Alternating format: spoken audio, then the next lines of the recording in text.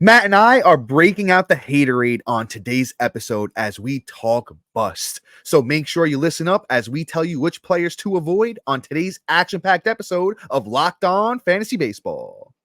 You are Locked On Fantasy Baseball, your daily fantasy baseball podcast. Part of the Locked On Podcast Network, your team every day.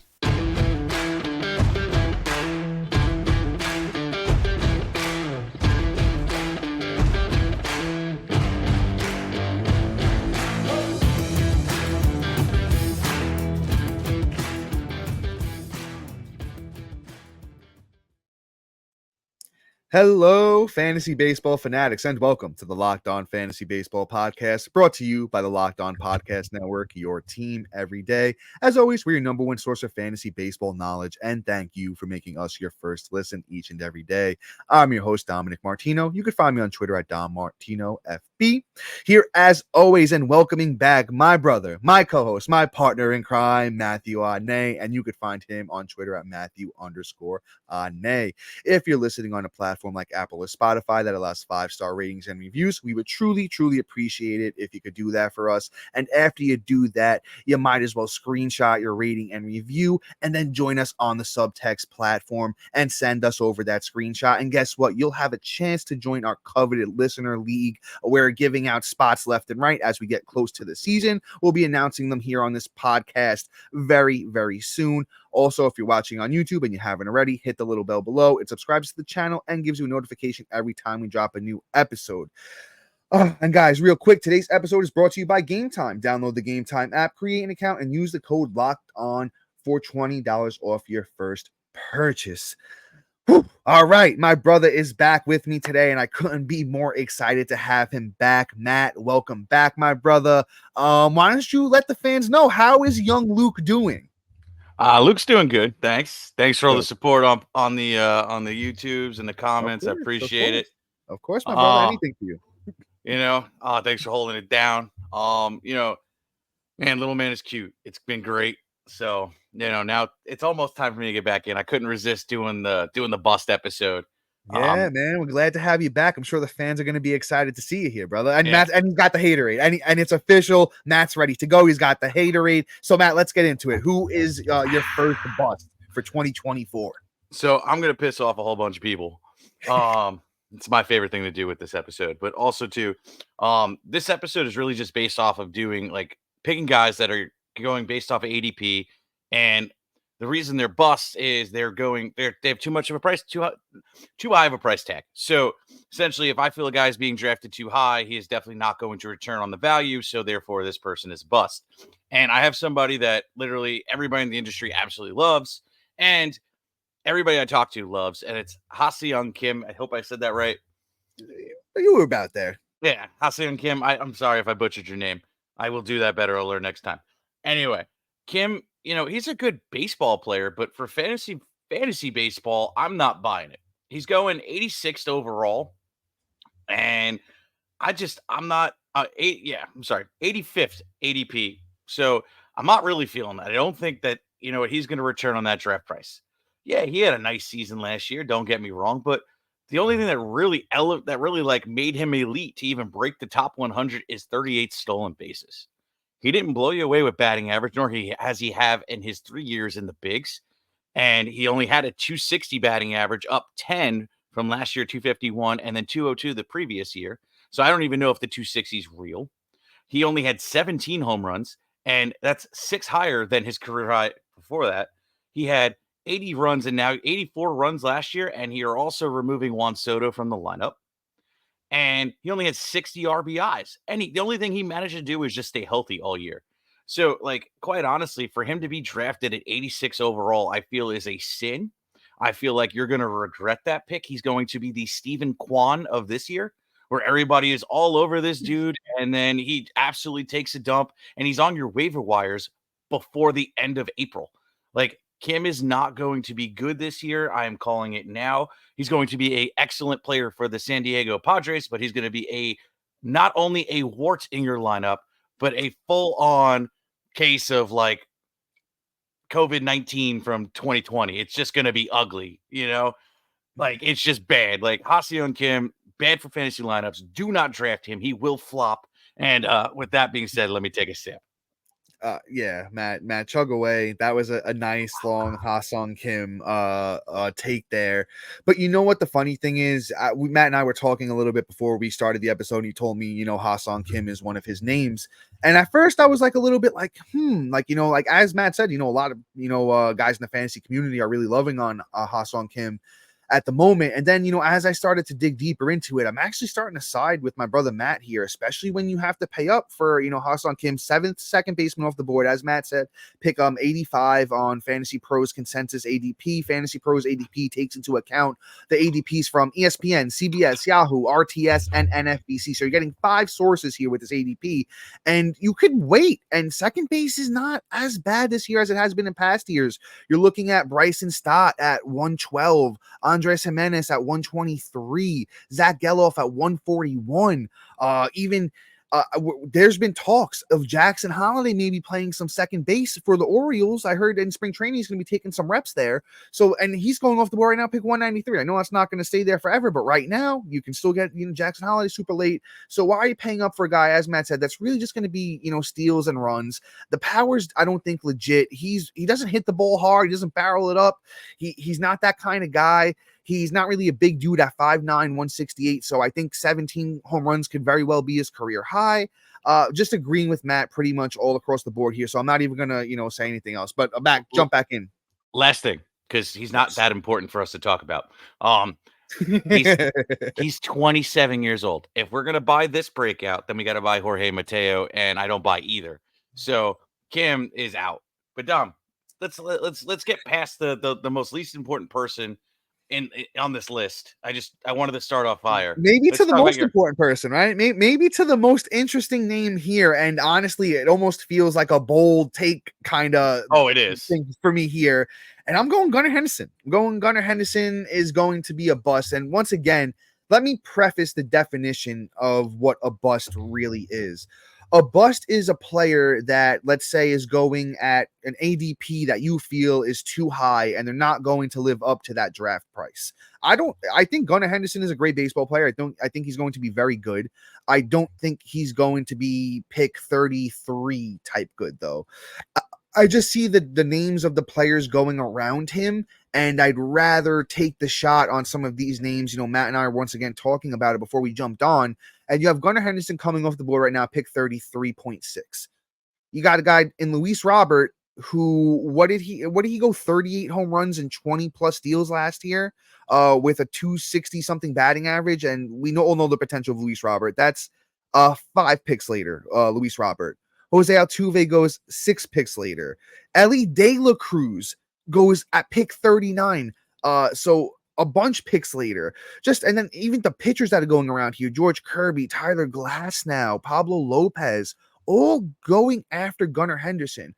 Once again, not saying that he's not going to be a good baseball player, because I think he's going to be a very good baseball player, but I just can't buy on a guy, that hasn't really proven anything except for 2 or 3 good months at the end of the season last year. I know he has a great minor league track record, but I need to see a little bit more for Gunnar Henderson before I'm buying in at a 3rd round pick over names of guys that have been established and doing this for years in Luis Robert and Altuve and all of the pitchers that I just named. I just can't justify the draft price of Gunnar Henderson at the moment. Yeah, and I mean, I hear you. There's only one dude that I'm passing on, that I won't pass on over Gunnar Henderson, I think, and that is Luis Robert. I'm picking him over Altuve. I don't agree with the Gunnar Henderson take. I think that Gunnar Henderson is going to be great. I look at Gunnar and I think that this may be the last year that we pay this low of a price. I foresee where the dude can put up 30-20, 30-25. And I think in his future, he'll be a 30-30 dude. And then we're looking at Kyle Tucker, light. That Orioles lineup is great. They do let guys steal bases. Gunnar Henderson just wasn't one of the dudes that just got the green light all year. But the thing about Gunnar is in the second half, the dude just went off. Not really in the stolen base department. He only really managed to finish out with 10 in total for the season. But he had 15 bombs in the second half, 45 ribs. He batted 264. He really put on a show. I like Gunnar Henderson a lot. And quite honestly, him putting up 28 home runs in his first full rookie season.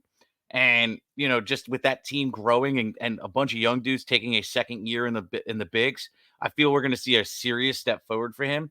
And I feel like the upside and the ceiling play is so much higher and so much more worth it than some of these guys that are well known, because you know exactly where you're going to get.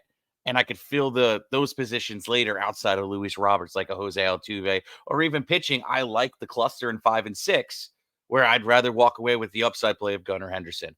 But we wasted too much time, and I've hated so much. But I gotta really, I hate this next person even more than I hate Kim. And we're gonna talk about him next, right after this. And guys, real quick, we're talking to you about Gametime. You shouldn't have to worry when you buy tickets to your next big event. That's why you need to check out the Gametime app. Gametime is the fast and easy way to buy tickets for all the sports, music, comedy, and theater near you. With killer deals on last-minute tickets and their best price guarantee, you can stop stressing over the tickets and start getting hyped for the fun you'll have. Using the Gametime app is super rewarding with flash deals and last-minute tickets, easy to find and buy tickets for every kind of event in your area, images and views from the exact seats you'll be sitting in, lowest price guarantee and event cancellation protection, and all-in-one prices. Show your total up front so you know you're getting a great deal before you check out. Take the guesswork out of buying tickets with Gametime. Download the Gametime app, create an account, and use the code LOCKEDON for $20 off your first purchase. Terms apply. Again, create an account and redeem the code LOCKEDON for $20 off. Download Gametime today. Last minute tickets and the lowest prices always guaranteed. And guys, Locked On has launched the first ever national sports 24/7 streaming channel on YouTube. Locked On Sports Today is here for you 24/7, covering top sports stories of the day with the local experts of Locked On, plus our national shows covering every league. Go to Locked On Sports Today on YouTube and subscribe to the first ever national sports 24/7 streaming channel. And guys, lastly, before we jump back in, and the one that's the most important to Matt and I this time of year, we're once again introducing the Locked On Fantasy Baseball Podcast Diamond Club on the Subtext platform. It's your ultimate fantasy baseball companion. Dive into the offseason with Matt and I as we provide our tiered rankings with over 100 outfielders and starting pitchers, and we'll be providing our prospect insights, sleepers, breakouts, busts, and we're giving out personalized draft grades. If you got those burning questions, Matt and I have the answers. As the season unfolds, rely on us for dynamic content. Get real-time alerts right to your phone, including waiver wire rankings, instant call-up alerts, injury reactions, and a whole lot more. Stay ahead of your fantasy league by joining the Diamond Club on Subtext, where your path to victories begin. Subscribe now and elevate your fantasy baseball experience. All right, guys, that's a lot for me, Matt. I know the haterade is heavy, so let's keep it going, brother. Who's up next? Yeah, it's flowing like a Friday night with me at the bar. Like it's I remember going. those Friday nights. I remember those Friday nights, and trust me, the drinks were flowing back then. Yeah, of course. But let's talk about it, man. Let's talk about CJ Abrams. Now, everybody's probably like cross-eyed. Did he just say? Yeah, I just said it. And CJ Abrams, for starters, I just like, yo, why? Just why is he going so high? Because I'm looking at Abrams and, him going pick 58 off the board, too high for a stolen base specialist, in my opinion, because that's all he really is. My guy literally last year had 47 stolen bases. He batted a 245. He struck out more than me behind the plate, and he had 83 runs, 28 doubles, 6 triples, and 18 bombs. Okay, that's a career high for him throughout the minors. I mean, granted, he's always had, never really anything higher than 300 at bats. He's never even reached 300 at bats in a minor league season.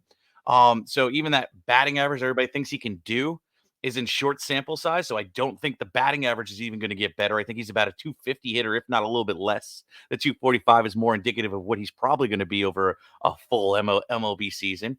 CJ Abrams has nobody really there to drive him in. Yes, Lane Tomlinson had a great year last year, but is he going to do it this year? That's another thing. Like, I don't know. I'm not buying that age breakout either, even though he's not on the show. who else is on that team? Wood isn't called up yet. So again, what is CJ Abrams going to do for you? Why are you spending a 50 or a pick 58 pick when you could be getting somebody else, especially at pick 58? There's plenty of pitchers around that, like Blake Snell, like Freddie Peralta. I'd even pick Mike Trout over him at 56. You could literally go Kyle Schwarber, Kodai Senga. I mean, there are so many guys there that we're talking about that I'd rather pick over CJ Abrams. I'm not wasting a stolen base specialist pick in that round. Like, no, thank you. So please avoid him at all costs. If he falls to the 70, 80s range, then I'll take him, but not at pick 58. So you make a lot of valid points, my brother, and I agree with the sense of CJ Abrams being a bust, and I'm not paying that price for CJ Abrams either. I definitely am not buying in, at shortstop eligible guy at pick 58. Once again, just not buying into him for that reason, because once again, you made the great point in the names that are around him. I'd rather take those names and wait at the position. But I do think CJ Abrams as a player, I think the upside is very, very high. I think it's legit. He was a top 3 prospect, as few as a couple years back, and had to make the transition over from the Padres to the Nationals. And honestly, his minor league track record is very stellar, even though it's small sample size theater. Hasn't played more than 42 games in the minors. And he got, full season last year, and as a 22-year-old Abrams, the numbers did look pretty good. I think him hitting leadoff, I think the 83 runs are definitely repeatable. The home runs is where I'm really not buying it. He's not a guy that hits the ball very hard. He doesn't have a track record of a lot of power. I mean, he could be growing into it later in his career, but the underlying stats don't back that. He's 6'2", 191. Maybe if he puts a little bit more weight on, takes a little bit, of a different, launch angle approach to, hitting home runs, that's possible. I don't think the RBIs are going to be good. I think they're actually going to be really bad. The 47 steals is legit, and he really only started picking up the pace at the end of the season. The second half was where most of those steals came in. So I think Abrams could be a 50 steals guy. The batting average is the question mark. I think it ranges anywhere from the 245 to last year to maybe even a 275 season if everything goes right for Abrams.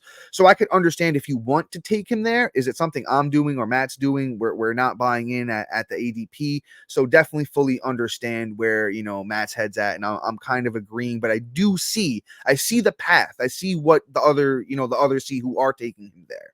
But with that being said, let's move on to this next guy. And I know Matt's already got the haterade flowing, and it's going to be flowing for me even more after this take. I'm talking about Jordan Romano here. And once again, just got to preface this. It's not that I don't like any of these guys, or I don't think any of these guys are like good baseball players, because they're all good baseball players. It's just that I'm not paying these prices for them. And that's what the definition of a bust is. So Jordan Romano going inside the top 100, 8th closer off the board, pick 86, just can't invest in it. And I'll tell you why.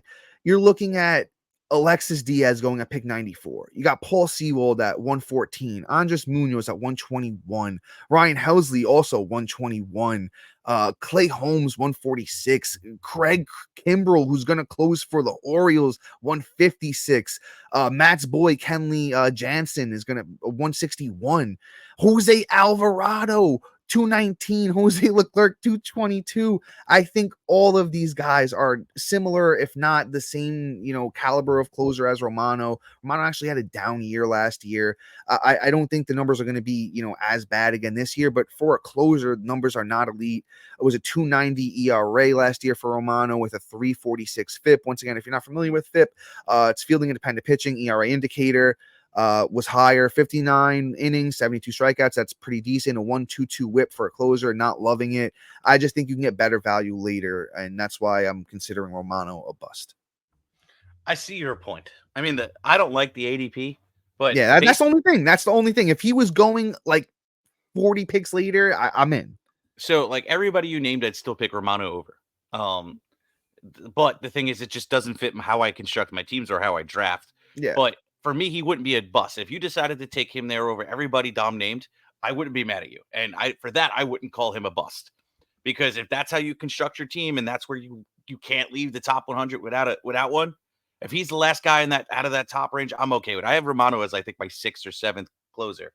I'm okay with this. I think that's He fits. crazy, to be honest. He fits my mold of well over a K per nine. He fits my mold of at least 30 plus saves. The only thing that pisses me off is his whip, and that isn't a regular thing either. So I think Romano bounces back. The ERA, I think, is legit. The FIP, I'm going to ignore for this year because he's always been a better pitcher than what he displayed last year. So I'm just going to ignore it this year and kind of give him the benefit of the doubt. If we do it 2 years in a row, that's a different story. But Romano, for me, I think is well worth the draft price if that's how you construct your team. If you listen to us, you won't pick a closer at all in these rounds, and the guys Dom's named would be the guys we'd be targeting. Anyway, let's move on. Let's I got somebody that legit everybody should be aware of, and Father Time is catching up to him.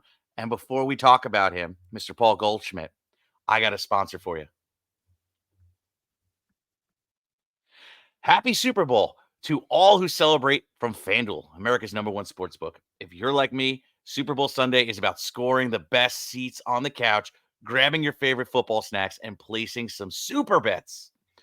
FanDuel has so many ways for you to end the season with a W or 2 or 3 or 17, however many bets you're going to place. Not only can you bet on who will win the Super Bowl 58, but FanDuel also has bets for which players will score a touchdown, how many points will be scored, and so much more. New customers join today, and you'll get $200 in bonus bets if you bet your first bet is $5 or more wins. Just visit FanDuel.com/lockedon and sign up today. That's FanDuel.com/lockedon. Make every moment more with FanDuel, the official sportsbook of the NFL. And guys, we didn't mention this earlier, but Locked On is doing this new thing with a 24/7 streaming channel, bringing you all your best stories for every team around the whole United States. All the breaking stories with your local experts, plus all the leagues being covered just on YouTube's 24/7 streaming channel. So go on, check out YouTube and check the 24/7 streaming channel. Okay. Anyway, guys, we're done. Last little bit, last stretch, and I got a good one for you. It's Paul Goldschmidt. Goldie, honestly, had a good year to start and then slowed down. But wasn't like fantasy graveyard, but it started to show something that I didn't like, right? And I feel a lot of people in the industry, and pretty much anybody who had two eyes saw that there is a decline with him at age 35. My guy just really wasn't him towards the end of the year. He started striking out more fastballs. He started, you know, doing a whole bunch of other things. Like last year, for instance, he had a 241 batting average against fastballs, whereas in 2022, he had a 303. Fastball is the easiest pitch to hit, and he's having trouble hitting it. That's a big red flag. Sliders are down 225 from 275. I mean, that is ugly. I mean, to be honest, like Paul Goldschmidt is looking like Father Time is starting to catch up. The draft price of where Goldschmidt is going to is the other thing I don't like. Goldie is going, what, 63rd off the board? Like, no, thank you. First base is somewhat deep this year. It's just a matter of who you want to place your bet, whether you want to go higher or lower. And personally, me, I've been getting a first baseman in the second round because pretty much like there's just a slew of them. And then I don't worry about it. And if I am waiting on the position, it's not Goldschmidt. I'm not wasting my time or my season on Goldschmidt. If he falls to me in like 80, 90, 100 range, which will not happen because somebody's still hanging on it, cough, cough, JP. Throwing daggers. He is just a player I'm just going to avoid. He's not somebody that you should be unless he's coming for a value, pretty much. Don't be the old head that's still drafting the guy that was good 10 years ago. He's no longer his former MVP self. Still a great player overall. Going to be great for real baseball, just not for my fantasy lineup. Yeah, Matt, you're spot on. I don't really even think I have much to add to that because I agree. Just I don't know if you mentioned this or not, Matt, but he's coming off the board as the number, I think it was 7 first baseman. Yes, at pick 63.8. First base is just so honestly deep this year. Right after him, you got Nolan Jones. You got Christian Walker 20 picks later. Casas, I think is a breakout potential. Torkelson's breakout potential. The guys that are going so much later. Then even our boy Vinny P is going at 143. CES Christian Encarnacion Strand going at 145. It's just like the MVP Goldschmidt. We saw that last final run. It was great in 2022. And then Father Time wins. Father Time's undefeated. Even Miguel Cabrera, it just fell off a cliff, and it's happened to Jose Abreu last year. Just it happens. Father Time's undefeated, and I think Goldschmidt is probably one of his next victims. Let's move on to our next guy here. And this is a fun one for me. This is one just every year. This is just the throwing shade. And shout out to my boy Jonathan, because Lucas Giolito is one of his favorite players. So I just love to just throw shade that way as well. But yeah, man, Lucas Giolito, let's talk about him. He's going late. I think it's like 60th starting pitcher off the board. Pick 214, but I'm just over it, man. I'm over Giolito. He goes to Boston, one of the worst parks. I think it actually was the second worst park for pitchers last year when you're looking at park factor. Guy gives up a lot of home runs. It's just not a good mix. He got bounced around last year and just never really settled in. He got traded for and then cut within a couple weeks. Yeah, literally he pitched for 3 different teams last year. It's just over, he was never a great pitcher. He was always good. I know he was a highly touted prospect, but his career just never really was amazing. He had some seasons with a mid-3s ERA and high strikeouts, and even those seasons weren't like super impressive, because there was a high whip in a couple of those seasons. Just not loving him. I'm done with Giolito. That's it. Game over. Yeah, dude, I don't even need to say anything else, because you know what? Honestly, the only reason he's on the show is just so you don't even draft him in 14-team leaguers where you're like, oh, maybe I could get some upside of Lucas Giolito. It's gone. It's over. Unless they allow Spider Tack back, it's over. But anyway, let's move on. I got another spicy one for everybody, and that's Jazz Chisholm. Honestly, Jazz, I'm like done with, and I'm a big Jazz guy, but like I'm done with him for fantasy lineups. The price is too high for me for starters. Jazz is going off the board at pick 84, and he no longer has second base eligibility, which also like mutilates it for me, because I don't think he's worth it in the outfield category. In all honesty, he's not doing it for me. Jazz last year also couldn't stay on the field. Ultimately, him and Alberto Mondesi have been hanging out way too much, and it's just depressing, because when he is on the field, he's pretty great. Like last year, 352 at bats, 50 runs, 12 doubles, 2 triples, 19 bombs, 51 ribs, 22 stolen bases, batted 250. Like, those are great numbers. Do not get me wrong. The reason why he's going to be a bust is you're going to pick Spenda, a top 100 pick, and he's not even going to play more than 350 at bats again. So, like, why do it? Why do it? The dude is made out of more glass than any injury-prone player you could possibly think of. Probably even worse than Alberto Mondesi at this point, because you know what? Alberto just flat out just gave up, whereas Jazz just keeps coming back to disappoint. So do not draft him. Do not draft him at that price.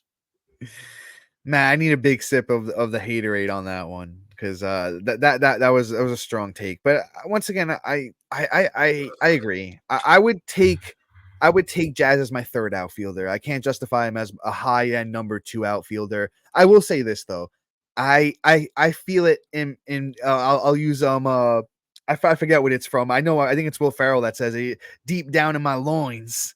I feel that Jazz will stay healthy for one season in his career. It will be like 150 games, 30 homers, 35 steals, a 260 batting average, and like probably like 100 runs and like 85 RBIs.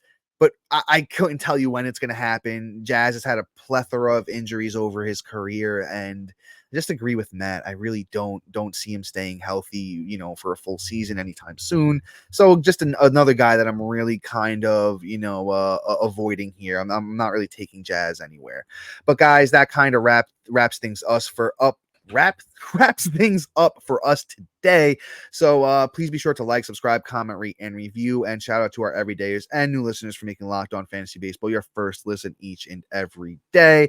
And guys, that's all for until tomorrow. Matt, anything else to add here before we head out, brother? Thanks for the shout outs. Sign up for Subtext. Send us your review. Get an entry in. All I got to say. That. Peace. Peace out. Peace.